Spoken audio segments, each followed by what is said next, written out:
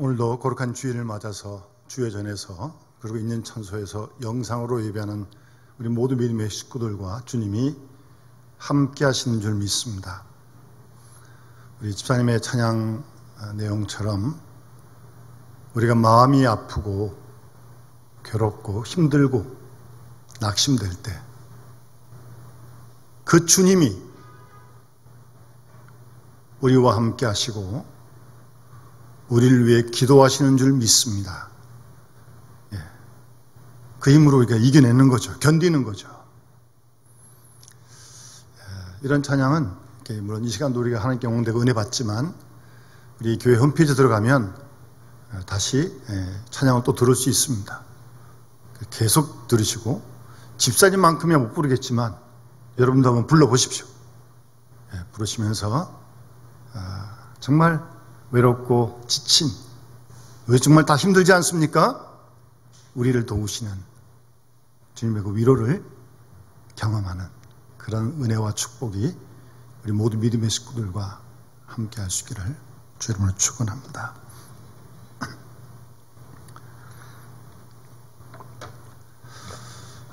제가 먼저 질문을 하나 하겠습니다. 속으로 한번 대답해 보시기 바랍니다. 여러분은 한 분 한 분 어떤 사람이 되고 싶습니까? 우리가 그런 바람은 소원은 있어야 되는 거 아니겠습니까? 어떤 사람이 되기를 원하십니까? 그러니까 나중에라도 여러분 자녀손들이 여러분의 주위 사람들이 저분은 저런 분이었다 라고 말할 수 있는 어떤 사람이 되고 싶으십니까? 좀 시간이 있으면 좀 다 개인적으로도 좀 듣고 싶은데 그럴 수는 없고요. 혹시 부자가 되고 싶으세요? 또 사람들이 다 그런 마음은 또 있죠. 부자가 되면 아무래도 어려울 때보다는 좀 넉넉할 것 같아요. 생활이 좀 편리할 것 같아요. 그렇다고 해서 부자 물질이 우리의 마음의 평안을 보증해 주는 건 아닙니다. 행복순이 물질의 수는 결코 아닙니다. 절대 그렇지 않습니다. 저는 하여튼 이 행복에 대한 얘기를 할 때마다 저기 여러분 네팔 옆에 가면 부탄이라는 조그만 나라가 있습니다. 이름이 부탄이에요. 부탄 가스 할 때 부탄이에요.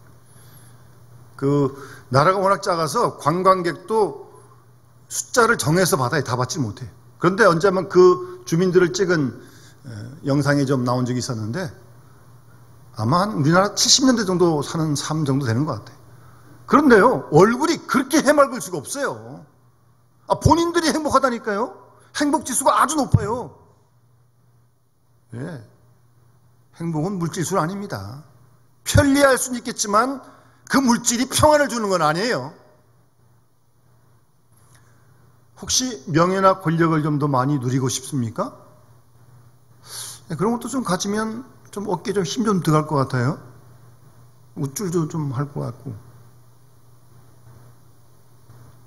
글쎄요. 그런데 그런 명예와 권력을 잘못 써서 아주 낙엽처럼 추락해지는 경우를 우리 주위에서 너무 많이 보지 않습니까?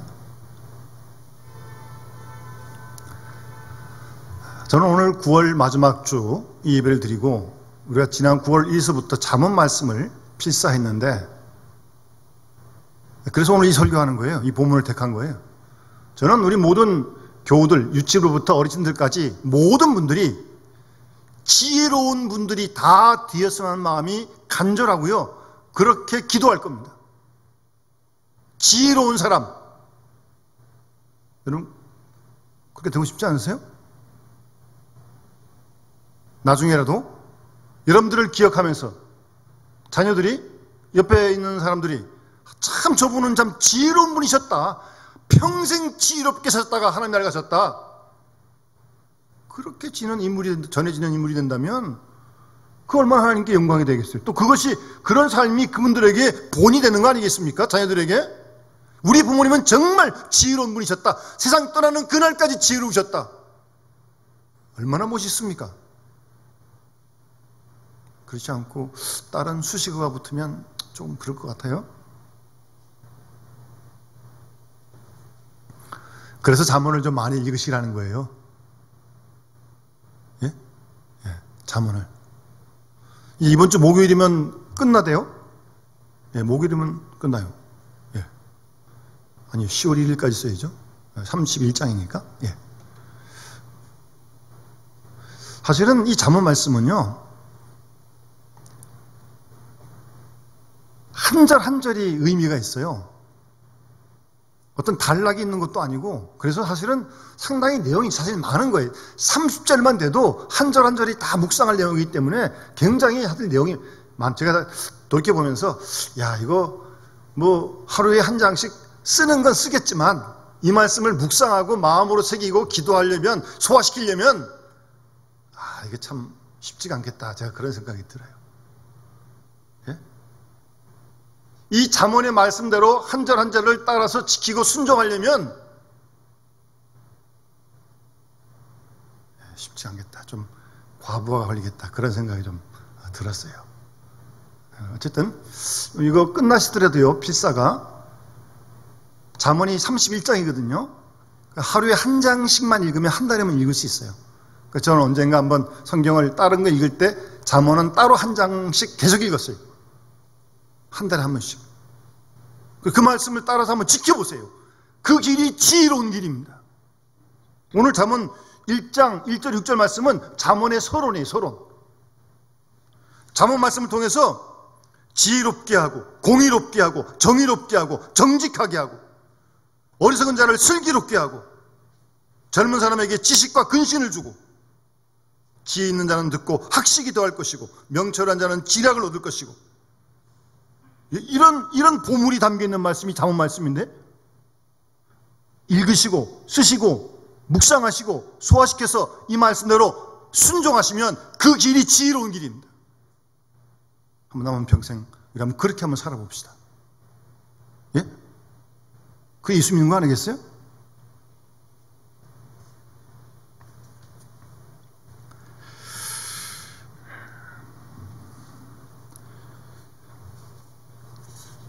그 잠언 말씀 가운데요, 뭐 그냥 듣기만 하시죠. 그 잠언의 요절 말씀이라고 할 수 있는데 9장 10절 말씀, 여호와를 경외하는 것이 지혜의 근본이요 거룩하신 자를 아는 것이 명철이다. 잠언 9장 10절 말씀입니다. 그러니까 하나님을 경외하는 것이 지혜의 근본입니다. 지혜의 뿌리는 하나님을 경외하는 데 있습니다. 거룩하신 하나님을 아는 것, 하나님을 하나님 되게 하는 것, 하나님께 영광 돌리는 것, 그것이 명철이다. 그렇게 말씀합니다. 그래도 성경 보면 예수님이요, 누가복음 2장 52절에 예수는 지혜와 키가 자라가며 하나님과 사람에게 더욱 사랑스러워 가시더라 그랬습니다. 뭐 예수님을 지혜롭다 뭐 이렇게 표현한 성경구절은 없는데요, 예수님은 지혜와 키가 자라갔다. 예수님이 지혜가 풍성하셨던 거죠. 예수님의 그 모든 삶이 하나하나 이렇게 뜯어보면 정말 지혜로운 삶이셨어요. 말씀하시는 거, 사람을 대하시는 거, 기도하시는 것부터 모든 게 다. 예수님은 지혜의 화신이다. 뭐 그렇게도 말할 수 있는 거죠. 예수님이 더 주목하시면 돼요.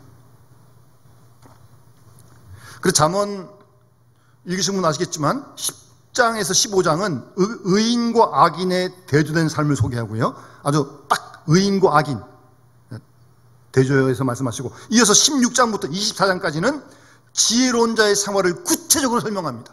그러니까 우리가 이 말씀 한 말씀 한 말씀 읽고 쓰고 묵상하면서 그 말씀을 지켜가면 그게 지혜로운 자의 생활이라니까요. 여러분, 지혜로운 사람이 됩시다.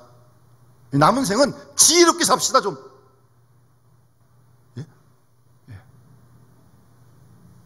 뭐 지금까지 어떻게 사셨는지 잘 모르겠지만 남은 시간이라도 얼마 남지 않았잖아요. 지혜롭게 삽시다. 지혜롭게.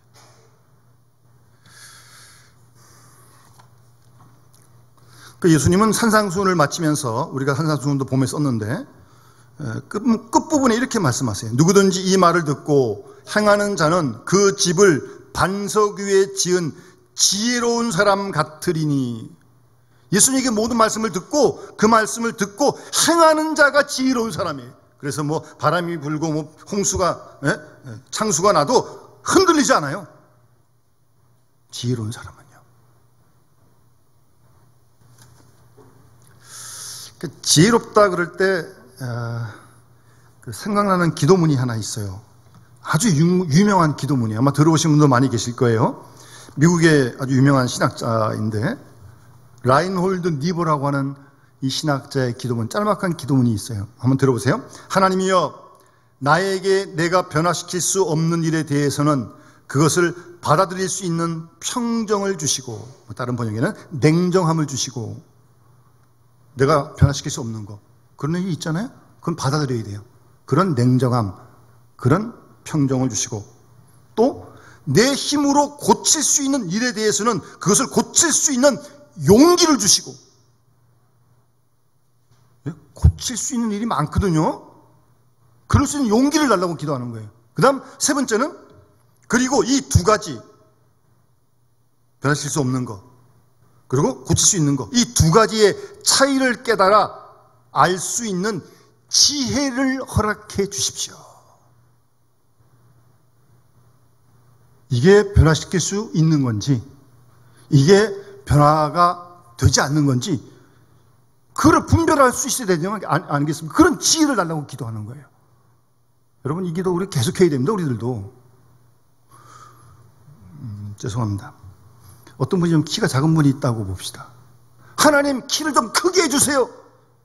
이미 다 키는 정해졌는데 그게 가능합니까? 예, 그거는 그렇게 될 수가 없어요. 안타까워도 받아들여야 돼요.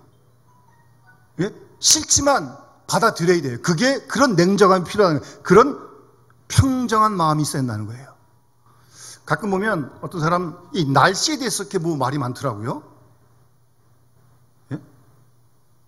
날씨가 왜 비가 와? 오는 비를 어떻게 하겠어요? 예? 그럼 받아들여야지. 그걸 바꿀 수 있어요? 그건 하나님만 하실 수 있는 거니까. 그런 거는 받아들여야 돼요. 날이 비가 와서 구질구질하고 싫지만 받아들일 수 있는 평정, 냉정한 마음이 필요하다는 말씀입니다. 그런 일들이 세상에 참 많아요. 예? 그런 일이 참 많아요. 그런 건 받아들여야 돼요. 수용해야 돼요. 힘이 들어도. 반대로 내가 변화시킬 수 있는 거 있어요. 그런데 변화 안 해요. 왜요? 지금 이대로가 좋으니까, 편하니까 눌러 앉는 거예요. 변하려고 하는 의욕이 없어요. 용기가 없어요. 그러면 하는 말이 뭐 이러고 사는 거지 뭐. 스스로 자위하는 거죠. 그거는 하나님 앞에 부끄러운 겁니다. 충분히 바뀌어야 할 게 있습니다. 변할 게 너무 많아요. 그 바꿀 수 있는 용기를 달라고 기도해야죠. 그런 기도를 해야 되는 거 아닙니까, 하나님께? 근데 바꿀 생각이 없어요. 이대로가 좋으니까, 내 편하니까, 내 편한 대로 살면 되겠습니까? 그게 남한테 상처 준지도 모르고? 그런 식이 어디 있어요?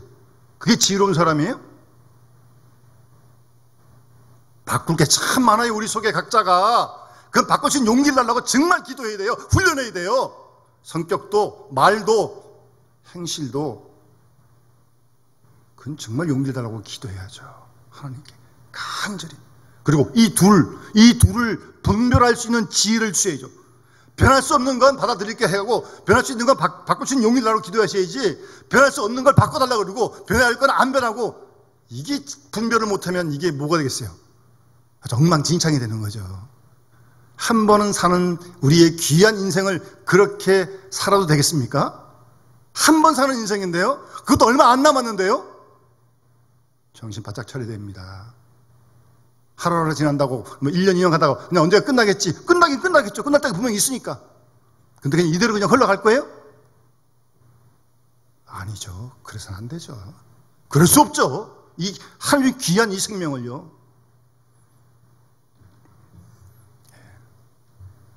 변화시킬 수 없는 거, 받아들일 수 있는 냉정함과 평정의 마음을 달라고 기도하세요. 변화시킬 수 있는 것이 있다면 정말 하나님 기뻐하신 걸 바꿀 수 있도록 용기를 달라고 기도해야 됩니다. 그리고 그 둘을 분별할 수 있는 지혜를 달라고 기도해야 합니다. 그게 지혜로운 거 아니겠어요? 여러분 시편 90편 보면 12절에 모세가 우리 날 계수함을 가르치사 지혜의 마음을 얻게 하소서 이렇게 말씀하시잖아요. 기도하는 거죠. 여러분 오늘 본문에서도 지혜를 말씀하시고 제가 이 지혜를 좀 다 알아요. 우리 모르지 않아요. 너무 많이 들어서 알아요. 뭐 이름에도 얼마나 많이 쓰는데. 그런데 좀 구체화시켜야 돼요. 좋은 것도 알고 필요한 것도 아는데 너무나 막연해요. 지혜로운 거 아는데 너무나 막연한 게 많아서 제가 이렇게 말씀 준비하면서 에베소서 5장 말씀에 보면 사도 바울이 지혜로운 자의 삶을 이렇게 소개합니다. 한번 들어보십시오. 너희가 어떻게 행할지 자세히 주의하여 지혜 없는 자 같이 하지 말고 지혜 있는 자 같이 하라고 말씀하면서 세월을 아끼라 때가 악하니라. 그러므로 어리석은 자가 되지 말고 오직 주의 뜻이 무엇인가 이해하라. 술 취하지 말라. 이는 방탕한 것이니 오직 성령으로 충만함을 받으라.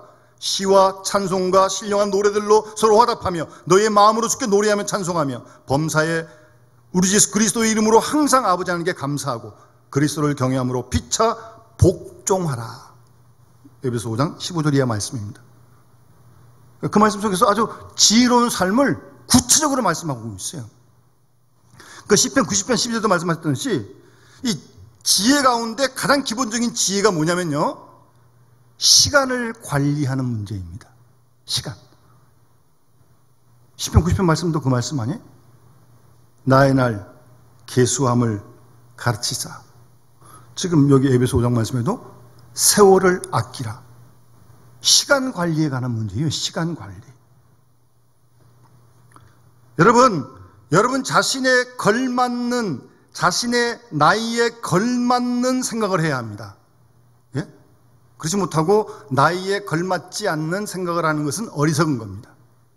그 연세에 다 이렇게 걸맞는 생각이 있는 거 아니에요?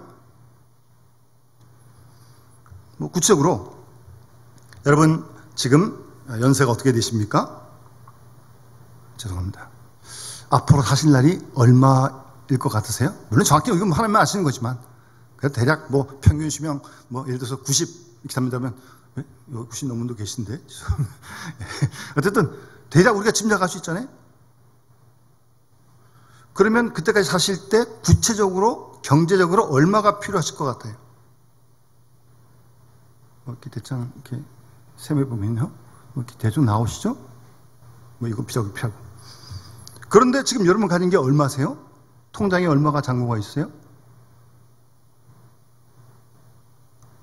너무 많이 남았어요?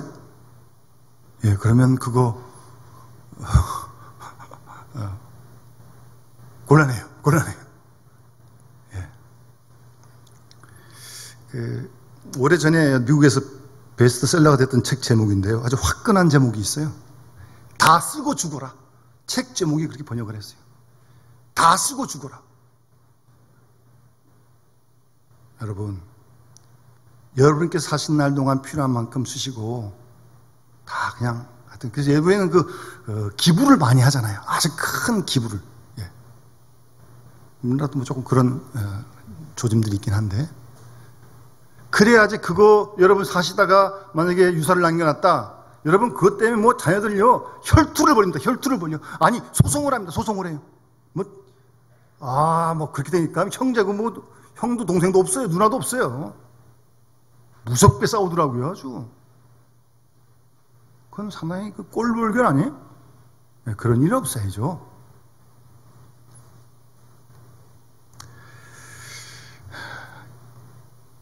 예수님께서도 여인이 해산할 날이 가까이 오면 그때를 알잖아요. 정확한 때는 모르지만 어느 정도 짐작을 하잖아요.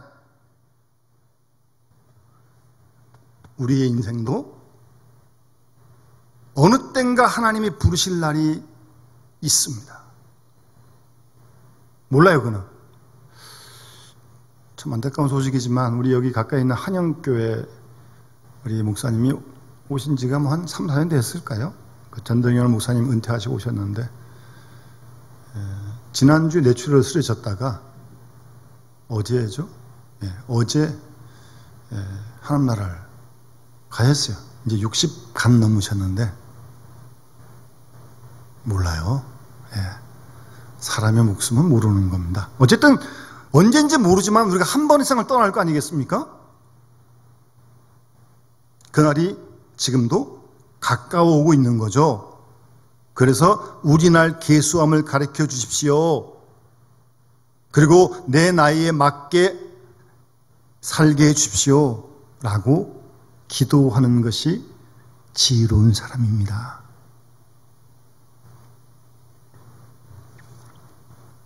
시간을 알아야 합니다. 그래서 이 시간 관리를 잘하는 것이 지혜의 근본입니다. 여러분, 시간이라고 하는 것은 우리에게 주어진 것이에요. 우리가 우리의 생각대로 시간을 늘릴 수 있어요?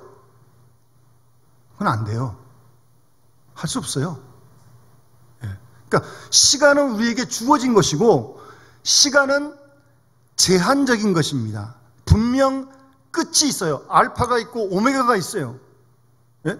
알파, 오메가가 있어요. 시작이 있고 끝이 있다니까요. 그 종말이라는 거예요. 그 개인의 종말이 있고 역사의 종말이 있는 겁니다. 그래서 우린 종말론을 믿는 거예요.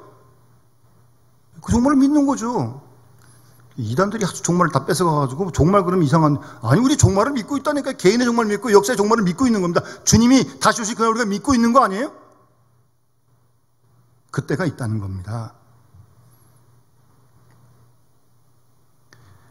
그래서 유명한 철학자 쇼펜하우어는 평범한 사람은 시간을 소비하고 재능이 있는 사람은 시간을 이용한다라고 말을 했습니다.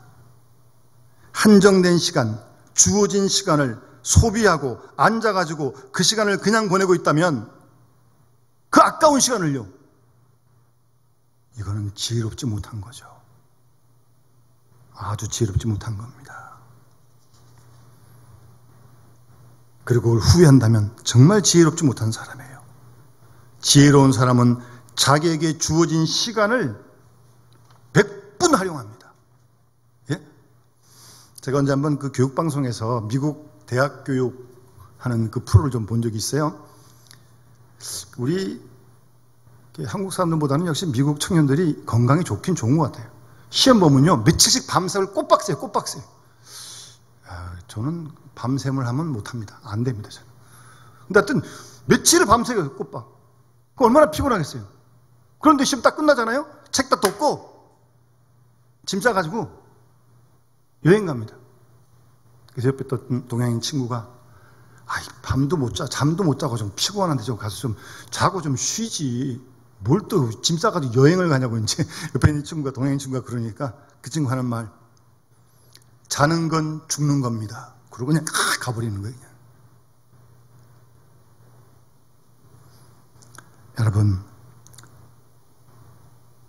어차피 우리는 주어진 시간을 삽니다. 다 다르지만, 그것도 모르지만 어쨌든 주어진 시간, 제한된 시간을 살아요. 그러니까 할 수 있는 한, 될 수 있는 한 많이 깨어 있어야 돼요. 깨어 있어야 돼요. 그게 산 시간이죠, 사실은.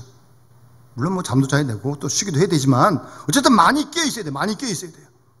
제한된 시간이니까요. 신학적 용어 중에 인테림이라고 하는 용어가 있습니다. 인테림. 무슨 뜻인가 하면 주님이 십자가에 죽고 사흘 만에 부활하셔서 승천하시면서 다시 오시겠다고 그러고 가셨잖아요. 그러니까 주님이 승천하신 다음 주님 재림하시는 그때까지의 기간, 그 기간이 인테림이에요. 인테림. 그 기간 뭐 하는 거예요? 선교해야죠. 복음 전해야죠. 주님 재림하시면 복음 전할 필요 없어요. 그때까지만 하는 거예요. 그 기간을 인테림이라고 부릅니다. 우리 개인의 인생도 마찬가지 아닙니까? 우리가 세상 떠날 시간은 하나님이 아시지만 정해져 있어요. 지금부터 얼마큼 남았어요. 이 기간 동안 우리가 이 시간을 선용해야 합니다. 죄송합니다. 면포여고는 제가 보니까 얼마 남지 않은 것 같아요. 사신날보다는 사실날이 적은 것 같아요.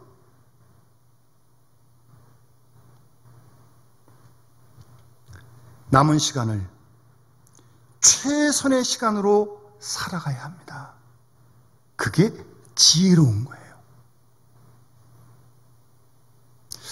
저희 신학교 동기들이 홈카밍 행사를 몇 년 전에 했었는데 어떤 설문지에 이런 질문이 있더라고요. 당신의 은퇴 후의 계획은? 전 사실 그 설문지 볼 때까지 한 번도 은퇴 후에 뭘 할지 생각한 적 없어요. 제가 아주 충격을 탁 받았어요. 언젠가는 뭐 은퇴를 할 텐데 준비를 해야겠다. 그럼 뭘 해야 할까? 어떻게 살까? 최근에 제 마음속에 하여튼 뭐 어떻게 사는 걸 놔두고 어쨌든 은퇴 후에 복음을 전하는 일에 힘써야겠다.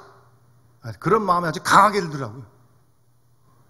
목사니까요? 아니, 목사이기 전에 저도 예수 믿는 사람이잖아요. 예수 믿는 사람이 뭐 하겠어요? 은퇴하고 나서 복음을 전하는 일을 해야죠, 우리가. 그런 생각이 아주 강하게 들어요. 복음을 전하는 방법도 여러 가지가 있죠. 뭐 선교 직접 가는 것도 있고 후원하는 것도 있고 기도하는 것도 있고요. 제가 이제 한번 무슨 그 교육 프로그램 보는 중에 어떤 분이 세탁소를 운영하시는데 참 귀한 일을 하시더라고요. 이 장애인들이 사시는 분들, 이분들이 뭐 이불 빨래 같은 거 하기 참 어렵잖아요. 몸이 불편하시니까. 그러니까 이분이 무료로 그분들이 사시는 집에 가서 큰 빨래 같은 거 다 걷어와가지고 세탁소 하니까 빨아가지고 다 말려가지고 다시 그 집에 갖다 줘요. 무료로. 수년 동안. 제가 가만히 이렇게 보면서 저 역시 복음을 전하는 방법은 여러 가지구나. 예? 그 얼마나 필요한 일이에요. 그리고 제가 며칠 전에 저희 아버님 모시고 좀 병원에 좀 갈 일이 있었는데 병원이 크니까 이게 뭐 어딜 가야 할지 뭘 해야 될지 도대체 알 수가 없어요. 뭐 이렇게. 그런데 거기 도와주시는 도우미들이 계시더라고요. 한 60대 넘으신 것 같아요. 아주 친절하게 일로 오세요. 이렇게 하세요. 또 본인이 뭐 체크도 이렇게 해주고 뭐 이렇게 여기 사람이 좀 기다려 딴 데 갔다 오세요. 아마 그분이 없었으면 그날 다 진료 못하고 돌아왔을 것 같아요.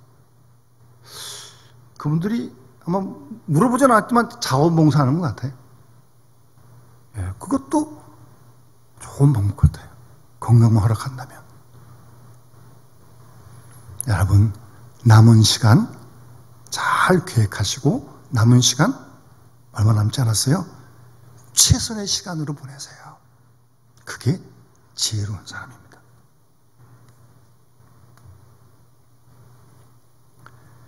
그리고 에베소서 5장 17절에 보면 지혜로운 사람은요, 주의 뜻이 무엇인가 이해하는 사람이 지혜로운 사람입니다. 내 뜻 말고 주님의 뜻을 이해하라고 말씀하고 있습니다. 내 편에서 생각하지 말고 주님의 뜻이 무엇인가, 하나님의 경륜 속에서 오늘 내가 할 일이 무엇인가, 그 생각을 하는 사람이 지혜로운 사람이라니까요. 내 뜻보다 먼저. 근데 우리는 내 뜻, 내 생각, 그게 다 맞는 것도 아닌데? 지혜롭지 못한 거예요, 이거는.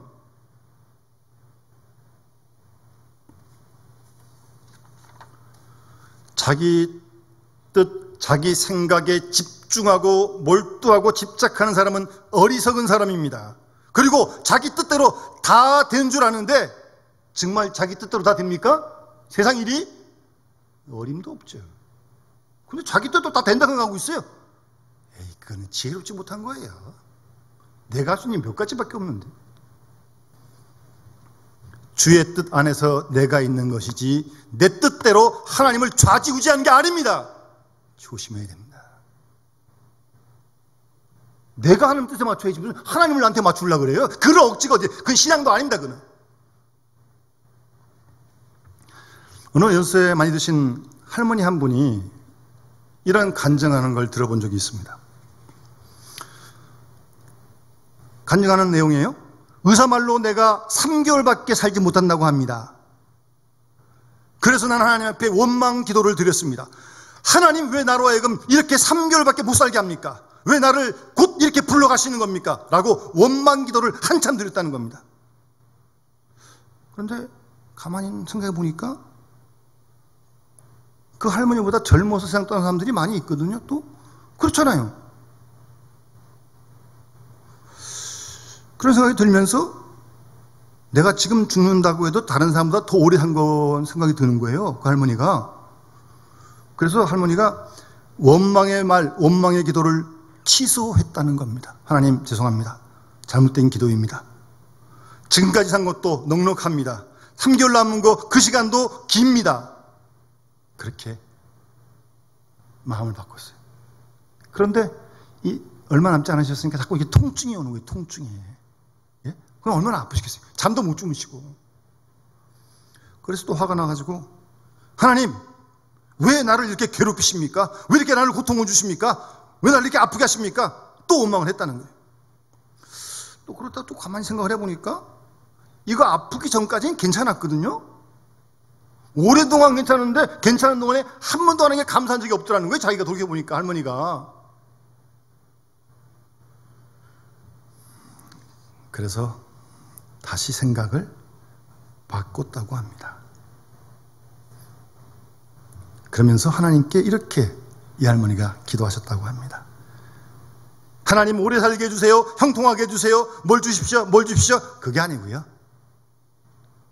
하나님, 오늘 밤 편안히 자게 해주십시오. 예?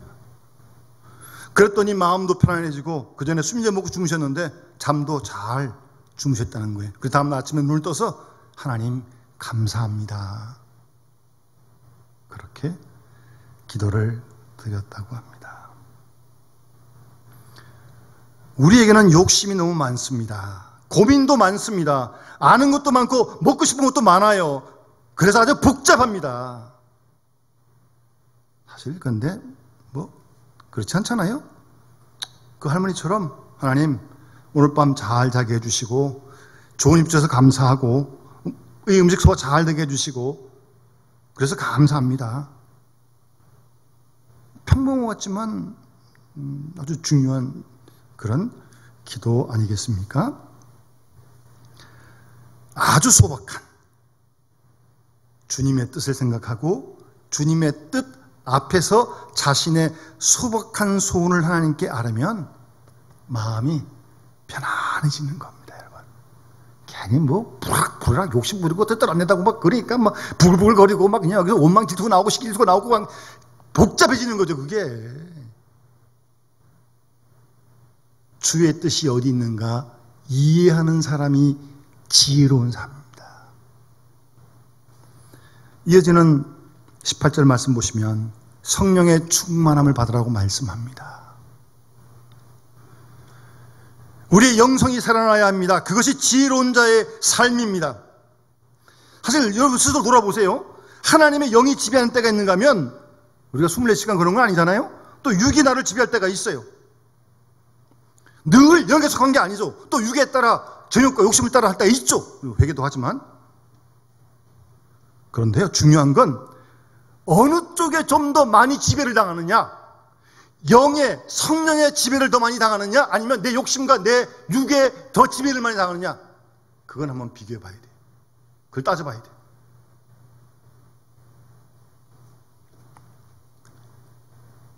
세상 근심 걱정에 매였는지, 자신의 욕망과 욕심에 끌려 살았는지 돌이켜보면 지혜로운 사람은요, 그래도 그때도 물론 있지만 휘청할 때가 있지만 성령으로 충만하고 영을 따라 산 시간이 많은 사람, 그 사람이 지혜로운 사람입니다. 구체적이잖아요. 그래서 본문에 보면 에베소 5장에 지혜롭지 못한 사람은 술 취하고 방탕하는 겁니다. 성령에 취하는 게 아니고 술 취하는 거예요. 술 취하니까 방탕하고, 방탕하니까 자기 마음대로 하는 거죠, 그 다음부터. 어리석은 사람이에요. 많이 어리석은 거죠. 맑은 정신을 술 취함으로 몽롱하게 만들어가지고 자기 육체 욕망을 따라 산 시간, 엄밀히 얘기하면 버려진 시간이에요, 이거는. 예? 남한테 피해주고.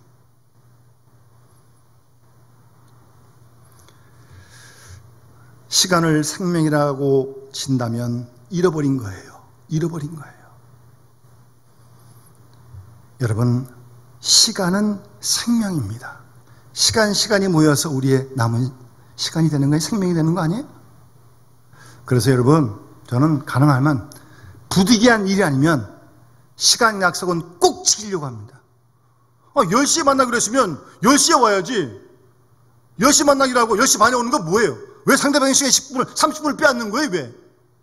그런 신뢰가 어디 있습니까? 그것도 미안한 줄도 모르고. 남의 시간 빼앗는 거예요. 시간 못 지키는 거는. 약속 지키세요. 왜 남의 시간을 이렇게 30분을 갖다가 공허하게 만듭니까? 남의 시간을.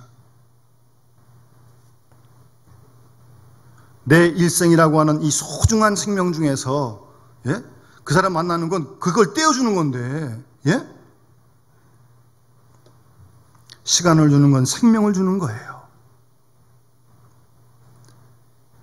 여러분, 이런 소중한 시간을 술 취하고 몽롱해가지고, 예? 그래도 되겠어요? 이 소중한 시간을, 아까운 시간을 이렇게 낭비해서는 지혜롭지 못한 것입니다. 그래서 에베소 5장 16절 말씀에 세월을 아끼라고 말씀하는 거예요. 예? 아끼라고요. 세월을 아끼라고요. 세월을 어떻게 아껴요? 은행에 넣어둘까요? 돈은 은행에 넣어줄지 모르겠지만 세월은 은행에 못 넣어둬요. 그럼 어떻게 세월을 아끼는 거예요? 시간이 지금 가고 있는데 지금도. 여기서 이 아낀다는 헬러의 그 원래 단어의 뜻은요, 속량한다, 대속한다, 그런 뜻입니다. 시간을, 세월을 속량하라는 거예요. 근데 이 번역을 해서 의역을 할 때는 그 시간을 100분 최대한 활용하라는 뜻으로 이제 번역을 하는데, 원래 정확히 확실히 더 번역을 하면 그 시간의 대가를 지불하는 거예요. 무슨 말인가 하면 주어진 시간, 남은 시간, 그 시간을 가장 귀한 시간으로 만들기 위해서 값을 지불하라는 거예요. 값을. 대가를 지불하라는 거예요. 그 주어진 시간을 가장 귀하게 만들기 위해서요. 여러분, 우리가 자녀들 왜 열심히 공부시킵니까? 귀한 시간 보내려고 그러는 거 아니에요? 여러분, 지금은 뭐 우리 사정사 지금 화분을 갖다 놨습니다. 꽃꽂이 할 때 권사님들이 꽃 그냥 갖다 꽂는 게 아닙니다. 아침에 일찍 남대문 가서 사고 와가지고요, 몇 시간 여기서 잘라가지고 꽂아가지고요, 그런 희생을 치르면서 꽃꽂이를 이렇게 해놓으시는 거라니까요. 시간을 드리는 거예요. 그래서 여러분 보고 정말 우리도 좋고 하나님께 영광이 될 수 있도록 하기 위해서 말입니다.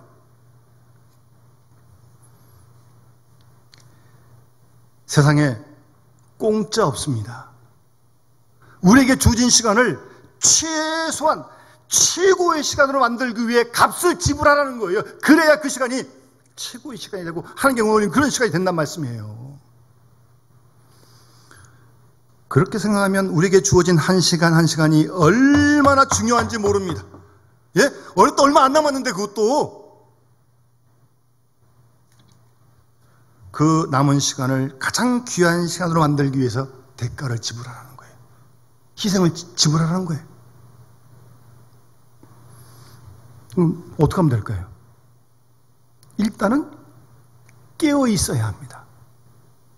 남은 시간을 정신 차리고 보내야지, 남은 시간을 몽롱하게 졸다 말다 이렇게 보내면 이게 남은 시간 다 지나가는데? 깨어 있어야 돼요. 그래서 예수님께서 깨어 기도하라고 말씀하셨고요. 여러분, 그래서 뭐 사람마다 잠을 주무시는 시간이 다 다르겠지만 여러분의 건강을 해치지 않는 한 최소한의 잠을 주무세요. 예? 또 너무 안 주무시면 뭐 건강이 안 되니까. 어쨌든 최소한의 잠을 주무시라니까요.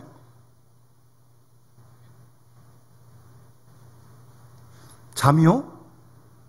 잠 자기 시작하면 한도 끝도 없습니다. 24시간 자도 모를지 모릅니다. 길들이기 나름이에요. 예, 그것도 훈련하기 나름입니다. 저희들 이제 새벽기도 하고 그러는데, 뭐 그것도 다 훈련이 있죠. 뭐 새벽에 뭐 안 졸릴 사람 어디 있어요. 잠 깨고 나오는 거죠, 뭐. 어쨌든 그러나 하여튼 건강에 해치지 않을 만큼 최소한의 잠을 주무세요. 수면 시간을 줄이세요. 예? 깨어 있어야 하니까요. 몽롱하게 있지 말고요. 정신 차려서 말이에요. 그리고 깨어 있으라는 말은 다른 말로 하면 그 남은 시간에 맑은 정신을 가질 수 있도록 해야 하는 거예요. 예? 깨어 있는데 몽롱하다, 뭐 흐릿하다, 그래도 소용없어요. 정신이 맑아야 돼요. 그래 뭘 하죠. 그리고요, 깨어있는 그 시간, 맑은 정신을 가지고 그 시간이 자유로운 시간이 되어야 합니다. 어느 누구에도 무엇에도 매이지 않는 그런 시간이 돼야 그 시간이 귀한 거죠. 내 일생 얼마 안 남았는데. 사람에게 매이지 마세요. 그 시간 누구한테 미워하는데 쓰지 마세요. 그 시간을 왜 미워하는데 쓰고 난 미워하는데 써요, 그를. 예? 내 시간 지금 깎아먹고 있는데 그걸 미워하는데 쓰고 있다. 거기에 매이지 마세요. 과거에도 매이지 마세요. 이미 지나간 일인데 맨날 옛날 생각하면서 어쨌다. 지나간 일 놔두고 지금 여기 앞으로 할 일이 있는데 지금 왜 과거에 매여가지고 그렇게 끌려다니고 있는 거예요. 자유롭지 못한 거예요. 그리고 누구 원망도 하지 마세요. 예? 내가 누구 원망하잖아요? 그 원망하는 말 들은 그 사람 기분 나쁠 거 아니에요? 그 사람도 망하는 거예요, 또 그 사람도. 왜 남을 이렇게 망하게 해요? 다 부질없는 일입니다. 지혜롭지 못한 겁니다. 자유롭지 못해서 그래요. 지혜롭지 못한 겁니다. 깨끗하게 자유로울 때 아무에게나 어떤 무엇에도 뺏기지 않는 그 시간을, 그럴 때 우리가 창의적으로 무엇을 할 수 있는 겁니다. 생산적으로 무엇을 할 수 있는 거예요. 마지막 한 가지 더 지혜로운 사람은 감사하는 사람입니다. 어떤 상황에도 감사하는 사람이 지혜로운 사람입니다. 우리 예수 그리스도의 이름으로 항상 하나님 아버지께 감사하며라고 20절에 말씀합니다. 감사하는 시간만이 그 시간을 높이는 시간입니다. 빼앗기는 시간이 아니고요, 부득이한 시간도 아니고요, 시간을 얻는 길은 감사하는 길이에요. 내 시간을. 그래야 우리의 모든 생활을 극대화할 수 있고, 감사할 때 기쁨이 있고, 내가 감사하면 감사를 함께 나누는 그 사람에게도 좋은 영향을 끼치는 거거든요. 예? 내가 감사하다 그러는데 그 사람이 얼마나 흐뭇하겠어요. 그 사람도 격려할 수 있고. 여러분, 이게 얼마나 그게 지혜로운 사람이랄까요? 그래서 빌립보서 4장 6절 7절 말씀에 아무것도 염려하지 말고 기도와 간구로 감사함으로 하나님께 아뢰라. 그리하면 모든 지각에 뛰어난 하나님의 평강이 그리스도 예수 안에서 너희 마음과 생각을 지키실 것이다. 감사함으로 하나님께 기도하시라니까요. 어떤 상황이든 하나님의 평강이 우리의 마음을 지키시겠다고 말씀하시잖아요. 하나님의 평강이. 감사하면 내 마음에 하나님의 평강이 깃들게 됩니다. 감사하면 생각도 맑아지고 눈도 맑아지고 귀도 맑아지고, 감사하면 몸도 건강해집니다. 나만 큰일을 하는 거 아닙니다. 나를 통해 다른 사람, 그 사람을 생산적인 사람으로 만들어갈 수 있어요. 감사하는 사람만이, 감사하는 시간만이 시간 관리에 성공한 사람입니다. 지혜로운 사람입니다. 다 다르겠지만 우리의 남은 이 땅의 삶이 얼마 남지 않았어요. 여러분, 남은 생에 지혜롭게 삽시다. 뭐 자문 말씀도 있고 오늘 에베소 말씀도 묵상하고 지혜롭게 삽시다. 지혜롭게. 그래서 그런 모습이 주위 사람들에게 본이 되고 하나님께 영광되고, 나중에 후손들이 여러분들을 기억하시면서 참 저분은 지혜로운 분이셨다, 끝까지 지혜로운 분이셨다, 그런 말씀 들으실 수 있도록 말입니다. 그런 은혜가 우리 모두 함께 하시길 바랍니다. 우리 찬송가 452장 함께 찬양 부르면서 봉헌하도록 하겠습니다.